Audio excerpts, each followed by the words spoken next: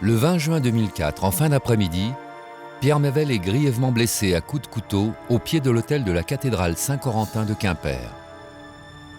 Le mystérieux tueur réussit à prendre la fuite avant l'arrivée de la police.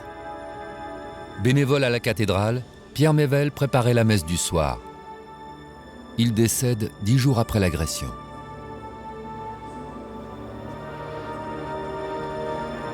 Le tueur est arrêté 2 jours après les faits à son domicile de Quimper. Il se nomme Alban Novembre, il a 21 ans. Avant le crime de la cathédrale, il n'avait jamais vu sa victime. Il reconnaît les faits, mais ses explications confuses font douter de son état mental.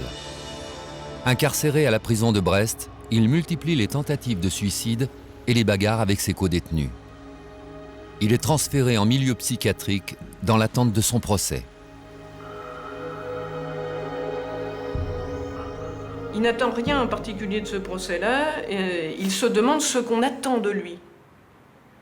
Et ce qui est particulièrement dangereux, c'est qu'il se demande ce qu'on attend qu'il dise. On est dans l'incertitude la plus totale sur ce qui va se passer, parce qu'il n'y a pas de... S'il a vraiment très peur d'être considéré comme irresponsable, il est capable de dire le contraire exactement de ce qu'il a dit jusqu'à maintenant dans le dossier. On nous parle de schizophrénie, de schizoïdie, mais d'un autre côté, on a un comportement d'Alban Novembre qui, sur certains points, est à l'opposé de ces pathologies psychiatriques. Et du côté de la famille, la souffrance est accrue du fait qu'on n'a aucune explication rationnelle au geste.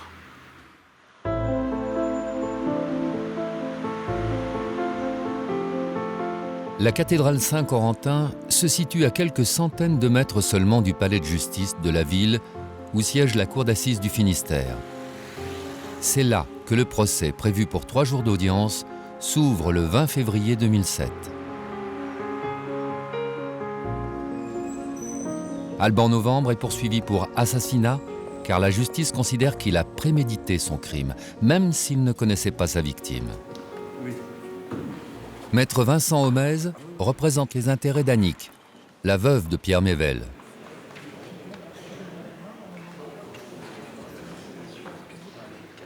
Les parents d'Alban Novembre et ses 2 sœurs assistent à l'audience.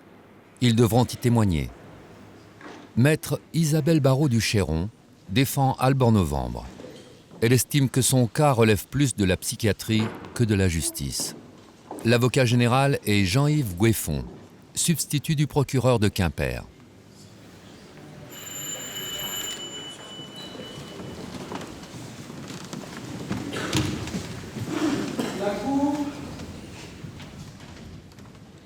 Les débats sont dirigés par le président Jean-Luc Buquel, président de la cour d'assises depuis 8 ans. L'audience publique est ouverte pour le jugement de l'affaire Sully contre M. Alban Novembre, accusé d'assassinat. Veuillez vous asseoir.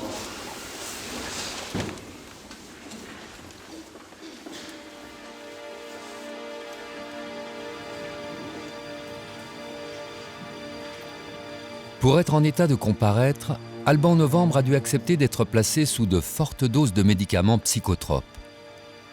Nul ne sait comment le jeune homme, âgé aujourd'hui de 24 ans, va réagir à ce qui va se dire à l'audience et nul ne sait comment il va se défendre. S'il est reconnu coupable et responsable de ses actes, il encourt la réclusion criminelle à perpétuité.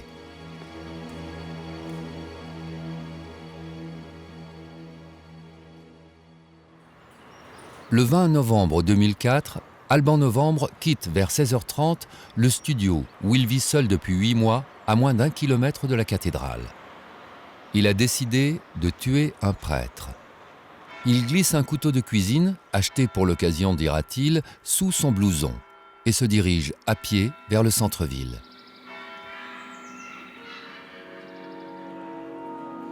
Il pénètre une première fois, brièvement, dans la cathédrale, puis en ressort. Sur la place, un témoin remarque son étrange démarche, saccadée. Il achète des cigarettes puis revient vers la cathédrale.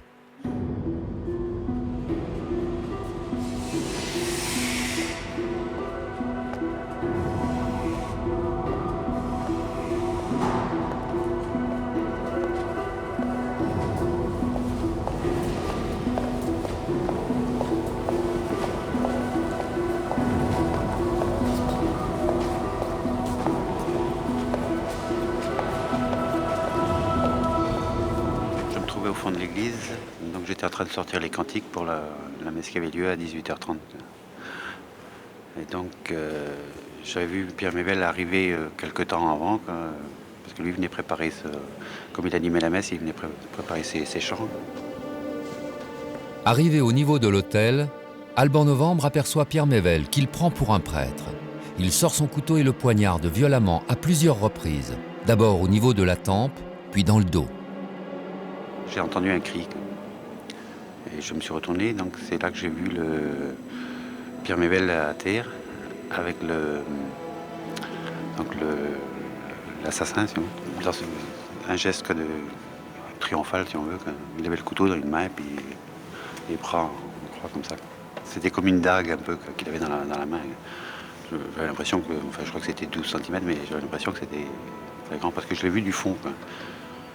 Mais j'ai même pas, pour ainsi dire, pas vu le gars. Moi, c'est le couteau qui m'a frappé. Sous le regard médusé des quelques personnes présentes dans l'église, le meurtrier s'enfuit par l'arrière de la nef. Pierre Mével était allongé près de l'ambon. Dans l'ambon, c'est le pupitre de la parole. Quand je suis arrivé, donc, il y avait une mare de sang près de Pierre Mével. Donc là, j'ai compris. Donc j'ai tout de suite appelé les pompiers et la gendarmerie.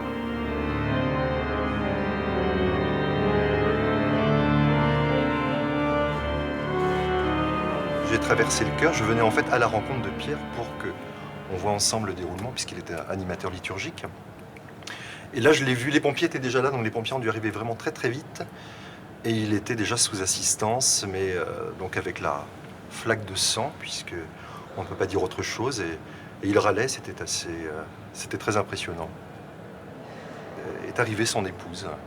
Il me dit c'est lui, je dis oui, effectivement c'est lui. Je crois que vu le côté impressionnant de la scène, je lui dis peut-être que tu ne devrais pas y aller tout de suite. Et elle m'a dit non, j'ai vécu la guerre, donc je peux tout voir maintenant. Et elle est restée extrêmement digne, je vous dis. Et à la fin, quand on l'a embarquée dans l'ambulance, c'est elle qui nous réconfortait. Elle m'a pris dans ses bras, elle m'a demandé comment ça va. Enfin, vous voyez, c'était vraiment très, très, très impressionnant, très étonnant et vraiment d'une grande dignité. Alban Novembre regagne son domicile par des chemins détournés en prenant la précaution de modifier sa démarche. Chez lui, il boit un café, lave le couteau et place ses vêtements ensanglantés dans un sac poubelle qu'il ne songe même pas à dissimuler. 2 jours plus tard, les policiers l'identifient comme étant le tueur de la cathédrale à cause de sa fameuse démarche saccadée. À son domicile, il découvre le chiffre 666, censé être le chiffre du diable, inscrit sur un mur. Un crucifix posé à l'envers, quelques livres plus ésotériques que sataniques et une bassine contenant de l'eau rougie par du sang.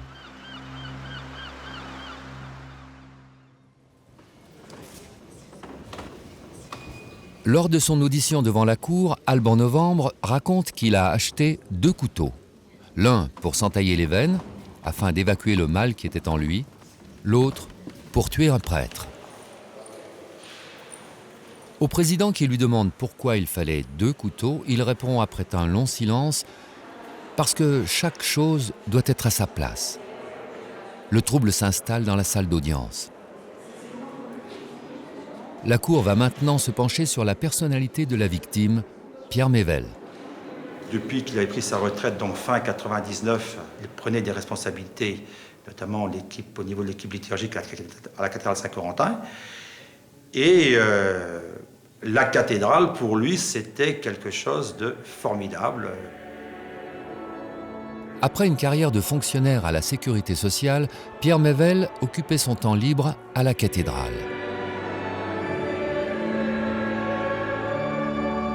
C'était quelqu'un d'une grande gentillesse, affable, toujours à l'écoute, jamais un mot plus haut que l'autre, d'une grande foi, très impressionnant puisque j'ai entendu dire que juste avant de partir, il a pardonné à son agresseur. Donc on peut imaginer un peu le bonhomme que c'était.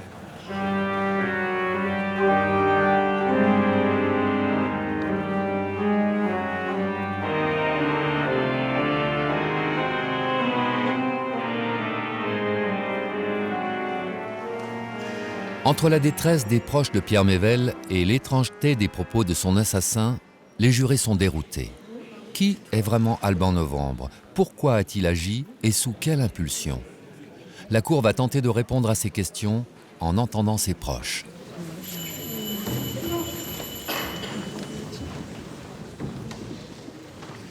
L'audience publique est reprise.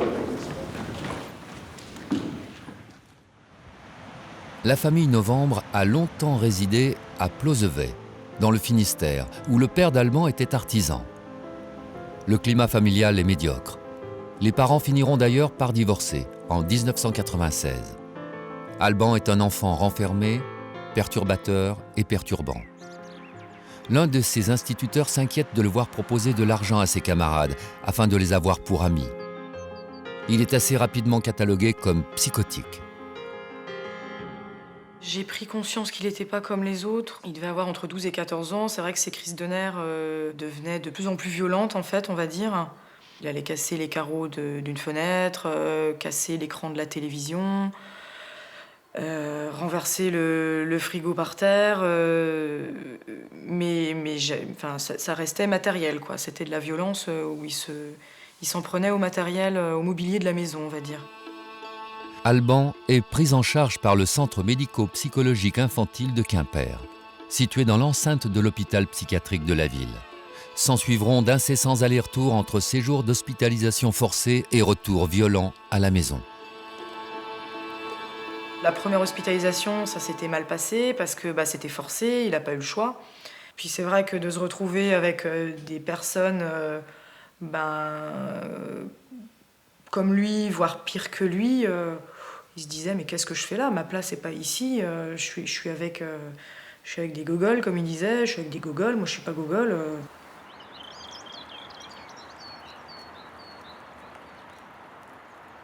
C'était pas très humain, quoi. C'était des médicaments. S'il voulait pas les prendre, c'était la camisole ou menotté sur son lit. Il était attaché sur son lit et la piqûre de force, les médicaments de force, jusqu'à ce qu'il tombe à 2 de tension et qu'il devienne un légume avec les médicaments, quoi. Donc dès les premiers séjours, il fuguait et il venait tout de suite à la maison, donc avec son pyjama d'hôpital. Et il arrivait, et là, il se vengeait sur nous, quoi. C'est vrai que là, il a commencé à être violent avec ma mère, ouais. Livré à lui-même, Alban Novembre refuse de continuer à voir les psychiatres qu'il accuse d'être responsables de son malaise. Il rejoint sa sœur à Brest et tente de s'engager dans l'armée. C'était son rêve, en fait, de s'engager dans l'armée. Donc il est parti faire ses classes à Rennes. Donc il est revenu en larmes, il avait été réformé pour problème, P4. Donc il était complètement anéanti. Pour lui, c'était sa dernière issue pour faire quelque chose de sa vie. Il nous respectait plus, quoi. Il respectait plus rien, ni personne, ni sa famille, ni le système.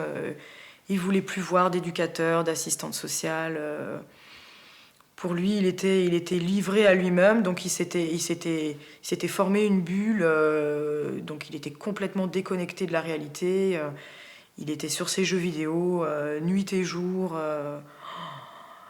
Donc c'est vrai qu'à partir de là, on voyait plus d'issue, quoi. Pour tenter de justifier ses accès de violence, le jeune homme explique à la cour: j'ai dû remettre de l'ordre dans la maison, car, comme mon père était parti, c'était le désordre. Lorsqu'Alban Novembre atteint sa 20e année, son mal-être s'accroît. Il n'en comprend pas les causes et désespère d'y trouver une solution. Ses crises de violence s'aggravent. Le 16 mai 2003, à Plozevay, une discussion entre le jeune homme et sa sœur dégénère. Alban Novembre ne supporte plus qu'on lui reproche de ne pas chercher du travail, préférant se suffire de sa pension de jeune adulte handicapé. Il s'est emporté et donc il a pris le premier couteau qui traînait sur la table de la cuisine. Donc moi, effectivement, connaissant mon frère, je me suis levée, j'ai eu le réflexe de me lever et de sortir de la cuisine en courant pour sortir à l'extérieur, dans le jardin. Et en fin de compte, en courant, j'ai dérapé, je suis tombée. Et en fin de compte, il m'a rattrapée. Il est venu au-dessus de moi, donc j'étais encore allongée par terre, j'ai pas eu le temps de me relever.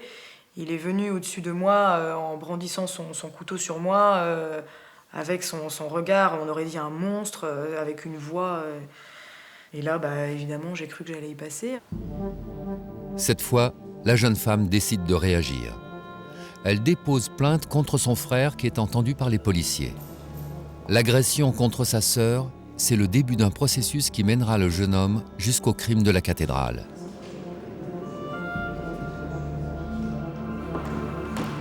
Aux experts, Alban Novembre a expliqué qu'en voulant tuer un prêtre, il cherchait en fait à tuer son père, coupable à ses yeux de l'avoir délaissé. La cour va donc examiner les relations au sein de la famille. Mon père, de son côté, cherchait pas du tout à comprendre pour qui, pourquoi, qu'est-ce qui s'est passé pour qu'il en arrive à casser un carreau ou à casser la télé. C'était la fessée au lit, quoi, dans la chambre. La chose qui est frappante, c'est non pas l'absence du père, mais cette espèce de rejet humiliant du père à son égard. Vous voyez, c'est pas une absence, hein. C'est au fond des tentatives permanentes d'approche et de rejet, hein, assorties d'une humiliation, hein, extrêmement douloureuse, vivante, brûlante à certains moments, hein, qui l'amenait au fond à produire des heurts pour rencontrer quelqu'un. Le père est omniprésent dans cette construction. Et ces rébellions et ces oppositions permanentes sont une certaine façon de chercher à trouver quelqu'un. Le malaise a dominé toute cette journée d'audience. L'accusé, avec ses phrases laconiques, son regard noir et fixe, son absence totale de gestes et d'émotions, a troublé les jurés qui se demandent si Alban Novembre participe vraiment à son procès.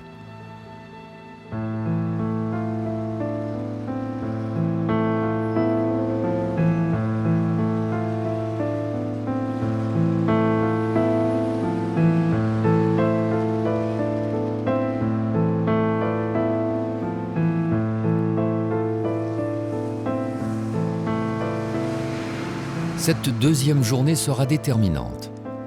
Les jurés veulent savoir si Alban Novembre peut être jugé comme responsable de ses actes ou s'il doit être considéré comme un malade mental.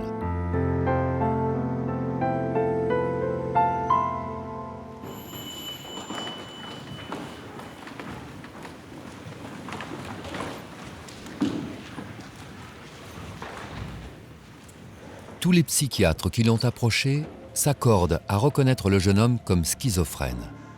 Alban Novembre a du mal à admettre ce diagnostic. Il préfère attribuer son malaise à des esprits, au diable ou aux démons. Il entendait des voix, il sentait des mains sur lui, donc il nous en parlait.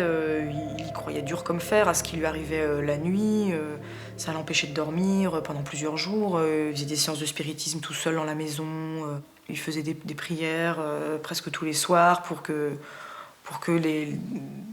quelqu'un puisse l'aider à combattre ces démons.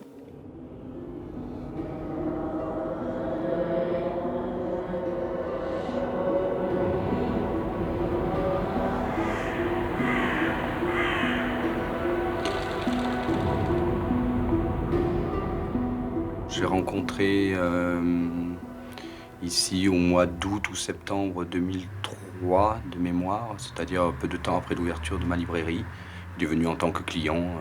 Au départ, c'était quelqu'un qui venait, à mon sens, plutôt chercher des réponses à son mal-être. Dans le cadre de ma librairie, j'ai plusieurs ouvrages qui traitaient de spiritualité et de développement personnel, mais plutôt malgré tout orientés vers des ouvrages à caractère religieux.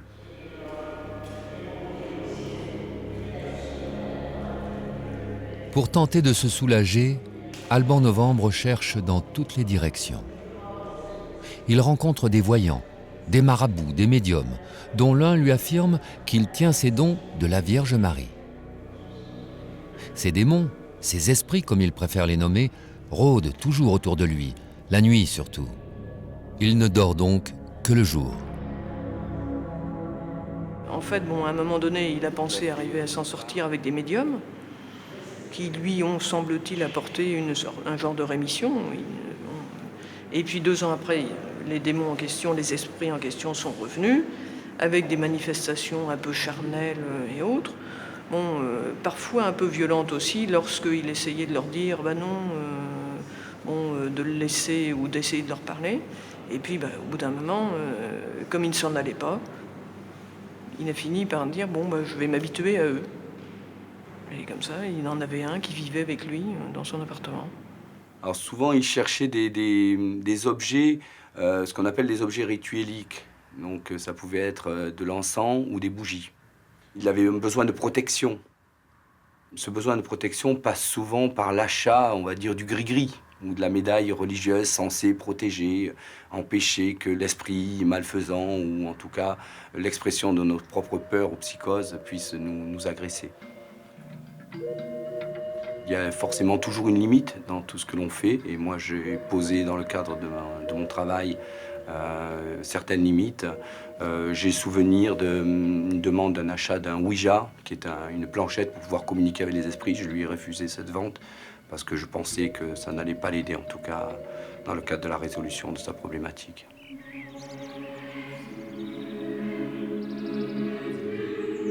Alban Novembre s'était rendu dans la cathédrale au moins une fois avant le crime, dans l'espoir d'y trouver de l'aide.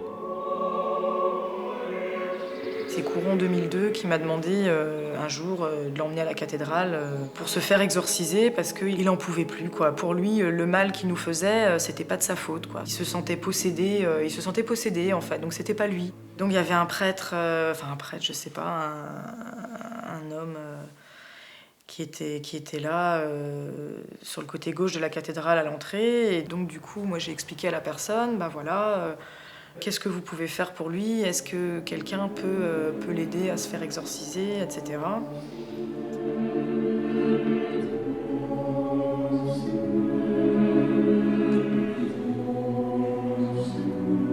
Le souvenir qui apparaîtrait dans le dossier, c'est que on l'a renvoyé un peu dans ses buts de manière un peu ironique, disons.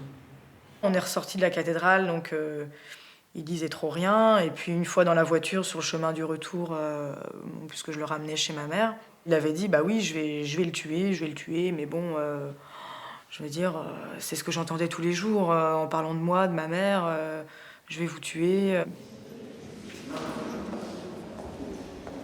La Cour va maintenant étudier les derniers mois qui ont précédé le crime de la cathédrale.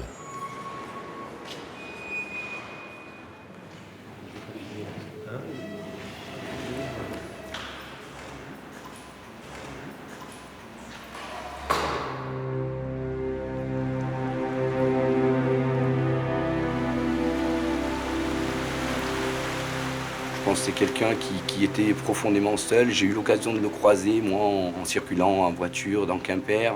Je garderai le souvenir d'une silhouette plutôt voûtée, toujours habillée de noir, de sombre, qui ne regardait pas les gens autour de lui quand il marchait dans la rue, donc complètement introverti et enfermé. Un désespoir, une grande souffrance. Perturbé, enfermé dans son monde intérieur, Alban vit reclus dans le studio, sans voir quiconque, à l'abri des volets fermés. Il erre dans la ville, la nuit surtout, toujours escorté de ses démons. Il ne voit plus aucun psychiatre, il ne prend plus aucun médicament. La violence ne l'a pas quitté.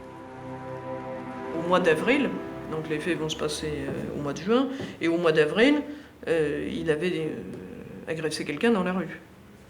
Et on constate d'ailleurs qu'il avait exactement la même attitude que celle qui est décrite au moment des faits de la cathédrale de Saint-Corentin. Il se présentait exactement dans la même attitude physique au mois d'avril qu'au mois de juin, quoi. C'est-à-dire arrivant à grandes enjambées, l'air très préoccupé, si on peut dire. Et il a molesté une dame qui était dans la rue. Le 2 avril 2004, moins de 3 mois avant le meurtre de la cathédrale, Alban Novembre se rend à nouveau au domicile de sa mère, à Quimper. En chemin, il croise une voisine, Joëlle Lautroux, qui exerce la profession de nourrice. En cette fin d'après-midi, elle discute sur le trottoir avec la maman d'un enfant. Qu'est-ce que tu fais là, la vieille? Voilà, c'est ça, voilà, c'est ces termes. Qu'est-ce que tu fais là, la vieille? Ben, j'ai dû lui dire, je m'occupe pas de vous, quelque chose comme ça, quoi. Et puis c'est là que la colère est montée. Et il m'a tabassé, il m'a fait tomber entre le trottoir et la voiture, et coup de pied. Et votre maman n'a rien fait tellement elle était tétanisée. Et puis c'est un petit jeune de la cité qui est venu l'enlever. Puis il est reparti comme il est venu. Pour toute explication, Alban Novembre dira que Madame Lautroux l'avait regardé de travers, tout simplement. Le 20 juin, c'est le crime de la cathédrale. Ce qu'il a cherché dans la cathédrale, c'est à la fois un lieu, le lieu qui symboliquement est celui du soulagement et de la contenance. Hein, et c'est dans ce lieu-là où rien ne devait arriver, hein, où rien ne pouvait arriver. C'est dans ce lieu-là qu'il a cherché à produire une démonstration, hein, c'est-à-dire à identifier ce qu'il appelait une figure du mal. Hein. Il allait être cette figure du mal et montrer spectaculairement à tout le monde que la souffrance qui était la sienne, l'absence de contenant symbolique qui était le sien depuis des années, eh bien, il allait pouvoir produire tout cela dans le cadre de la cathédrale. De la même manière, s'attaquer à une figure de prêtre, hein, à une figure sacrée, hein, eh bien, c'est faire le mal là où le bien est.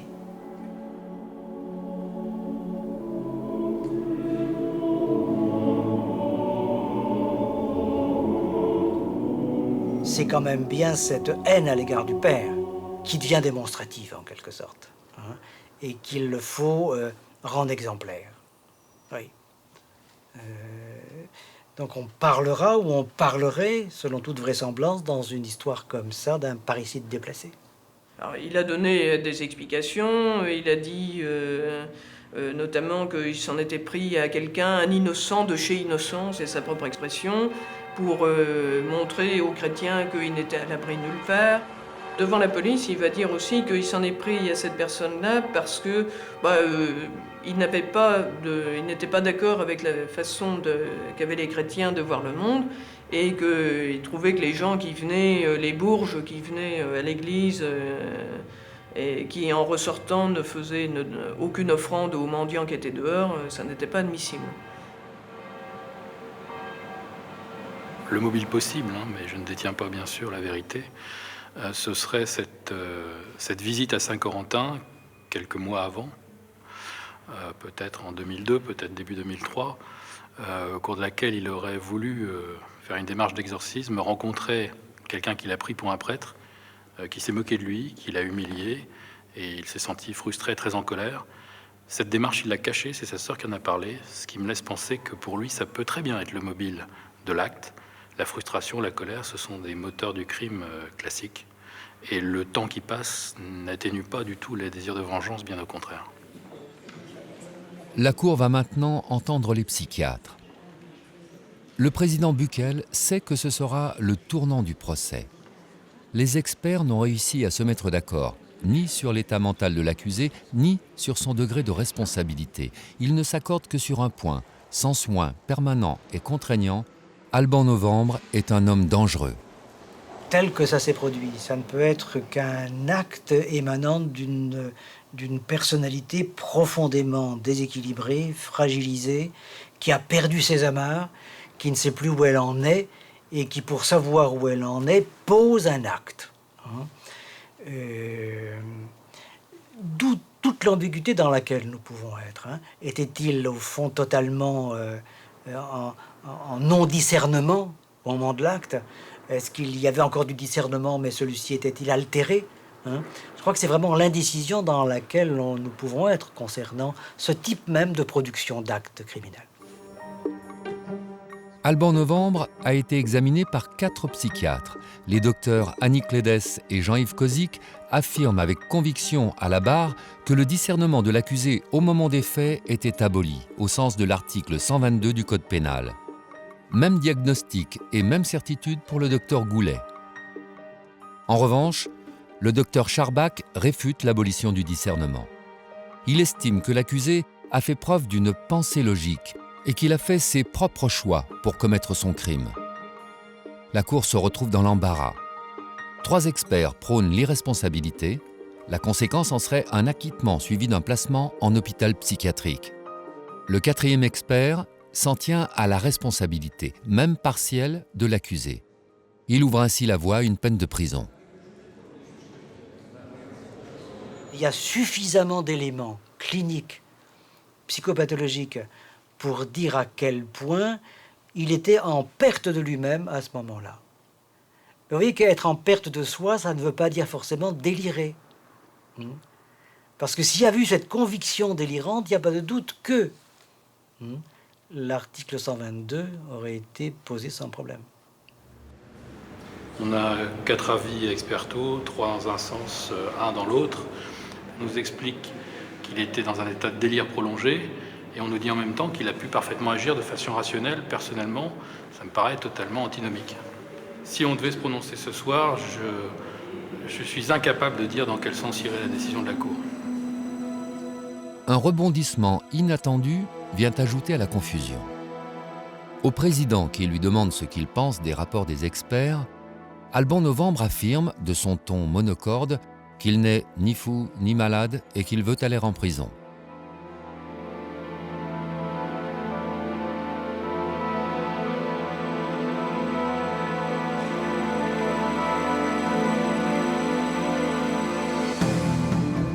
Pour la défense, c'est un coup dur. Alban Novembre refuse de passer pour fou. Toute la stratégie de sa défense s'effondre. Car la loi prévoit que la cour d'assises ne peut prendre en compte une éventuelle irresponsabilité que si la défense de l'accusé lui en fait la demande.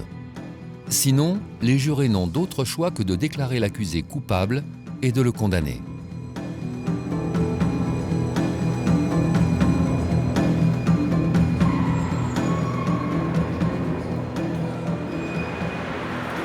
L'abolition du discernement, pour lui, ça signifie qu'il va être déclaré fou, puisque c'est le terme qu'il utilise, je veux pas qu'on me croie fou, et qu'on va l'expédier pour un temps extrêmement long entre les mains des psychiatres qui vont lui faire du mal. Voilà. Donc évidemment, il y a un revirement au dernier moment parce que provoqué par la terreur, par la peur. Voilà. Et je pense que ça, à mon avis, il n'y a pas de doute pour que quand même, j'ose espérer, que les jurés et la Cour se sont bien rendus compte que ça faisait partie de sa pathologie que d'avoir le comportement qu'il a eu aujourd'hui.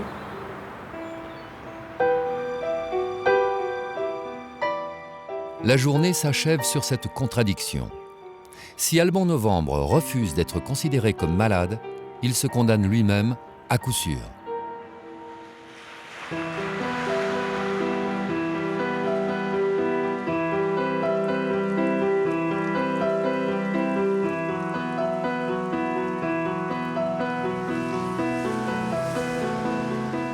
Cette dernière journée sera celle du verdict.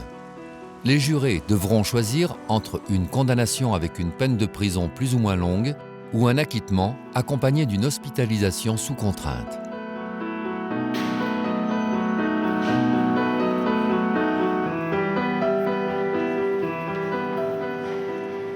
La journée débute par un nouveau coup de théâtre. À l'issue d'un long entretien en tête-à-tête avec son avocate, Alban Novembre accepte de modifier sa position. À l'ouverture de l'audience, il déclare sans manifester aucune émotion qu'il reconnaît avoir des problèmes psychiatriques. La question de l'irresponsabilité sera donc posée lors du délibéré. La dernière partie de l'audience peut commencer avec les plaidoiries et le réquisitoire.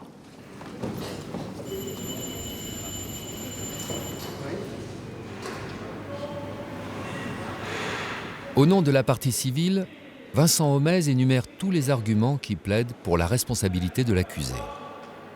Il fait part de ses craintes en cas d'acquittement pour tous ceux qui, un jour, pourraient croiser la route d'Alban Novembre.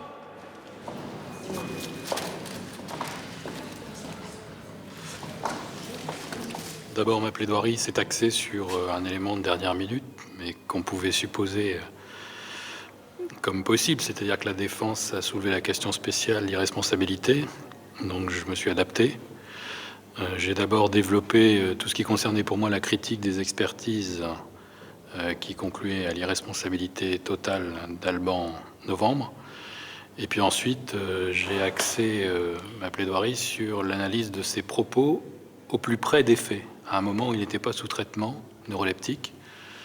Propos qui, selon moi, révélaient une certaine détermination et donc une responsabilité partielle de ses actes.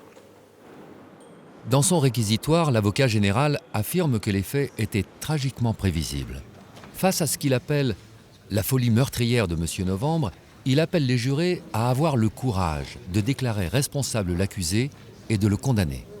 J'ai trouvé une certaine cohérence dans sa conduite et un certain calcul. À la fois d'ailleurs dans sa conduite et aussi dans les réponses qu'il a fournies à la cour d'assises, avec une certaine capacité à s'adapter, ou à adapter ses réponses, en tout cas en fonction de ce qu'il pensait qu'on attendait de lui. Jean-Yves Goueffon demande donc à la Cour et aux jurés de condamner Alban Novembre à 20 ans de réclusion criminelle, avec une période de sûreté des 2/3.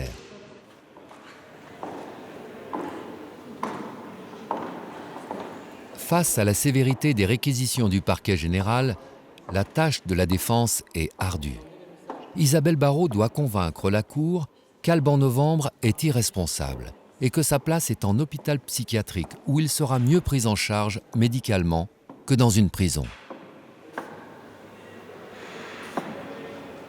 L'avocate demande donc aux jurés de ne pas répondre à la maladie mentale par un enfermement aveugle. Elle demande à la cour d'assises d'acquitter Alban Novembre pour le remettre entre les mains des médecins. Tout le monde s'est parfaitement rendu compte de la gravité du cas de M. Novembre.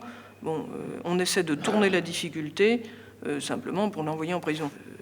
Sa place n'est pas pendant 20 ans dans le milieu carcéral. Non. Parce que de toute façon, dans 20 ans, on laisse le problème, il sort à 40 ou 44 ans, et puis et le problème se reposera parce que nous n'aurons pas fait le nécessaire. Réunis autour du président Buckel, les 2 assesseurs et les 9 jurés populaires, 7 femmes et 5 hommes au total, entament leur réflexion. L'enjeu du délibéré, c'est bien sûr l'irresponsabilité pénale. Si Alban Novembre présentait au moment des faits une abolition de son discernement, il doit être acquitté pour être confié aux psychiatres qui décideront alors seuls de son sort. S'il ne souffre que d'une altération de son discernement, il est accessible à une sanction. C'est au juré alors que revient la charge de condamner et de fixer une peine.